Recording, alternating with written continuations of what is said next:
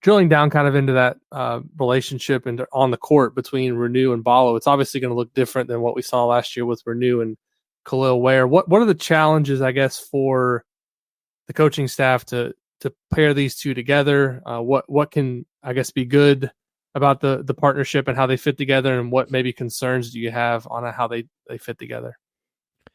Yeah, to me, I've never been against a too big approach. It's more so about where are you putting those two bigs on the floor in terms of spacing, allowing your guards to create, getting to the rim. Like, where I would struggle with this pairing is if like they just plant both on the blocks and just say like, hey, go try to get a bucket. Just throw it in, go try to get a bucket, guys stand around the perimeter, which we've seen from Indiana in the past.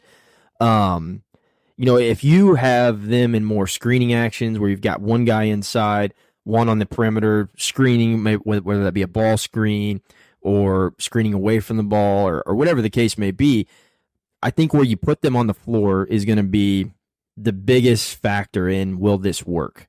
Because, just again, spacing is offense, offense is spacing. That's a Rick Majerus quote, and it's just vital because if you've got two guys that are close to each other, two can guard one, and you don't open things up on the perimeter. So I'll be really interested.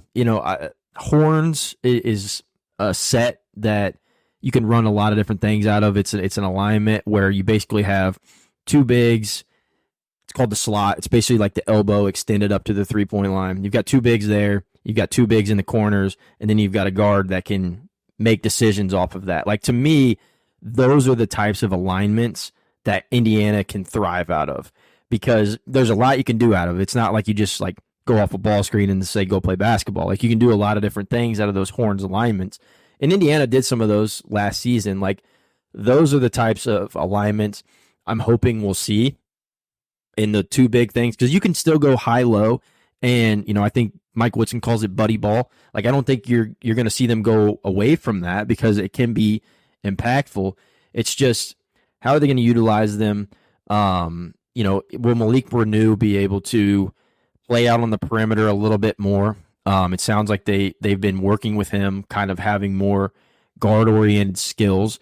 And then really what it's going to come down to for Reneau is like, can you guard fours without fouling to keep yourself on the floor? So I think Reneau is better suited to guard fives just from like he has a tendency to reach when he's guarding ball handlers. But we'll see. Like, I think it can work. I'm not against a too big alignment. It's just how are they going to utilize them?